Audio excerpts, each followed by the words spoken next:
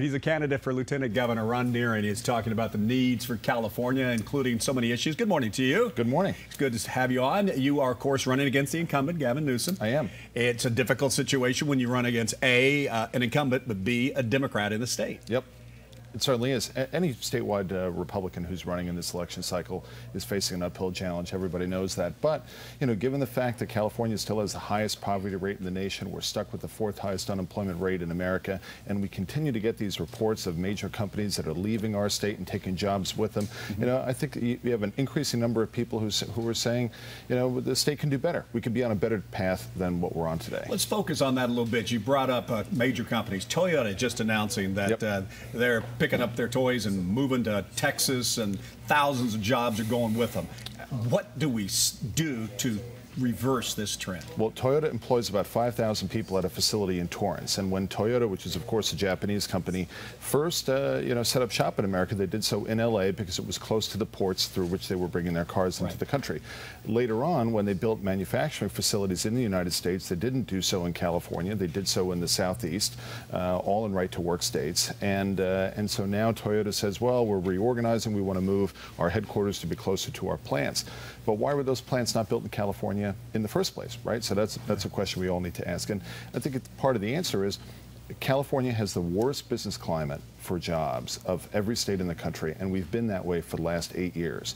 And so when a company gets in a difficult spot like Toyota and they say we have to reorganize, we have to become more efficient, one of the obvious decisions is, well, what does it cost to doing business here? Do we want to increase our footprint here or decrease the footprint? So some companies are moving out completely. Other companies are choosing that when they engage in expansion, they're doing so in other states rather than in California. And what states are they choosing?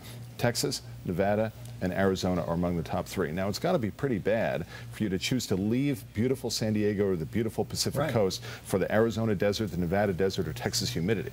Why doesn't Sacramento get that? Because you're right, it is the most attractive state in the country when you look at California on the surface. Well, everybody wants to live here, and especially San Diego. We have the best climate in America here, but at some point, the CEOs who have shareholders they have to answer to take a look at what the cost of doing business is, and part of it is the tax structure, part of it is the legal structure, and that the frivolous lawsuits we have in here don't affect big business so much, but they affect a lot of small businesses that we really need in order to create jobs in our state.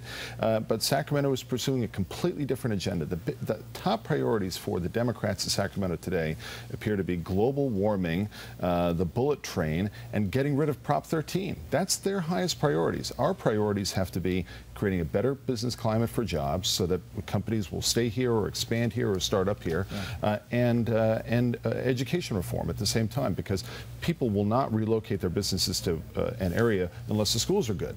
So you just have a difference of priorities between the Democrats who are running everything in Sacramento today and the Republicans who we think we have a better vision. As a lieutenant governor, how do you change things in Sacramento?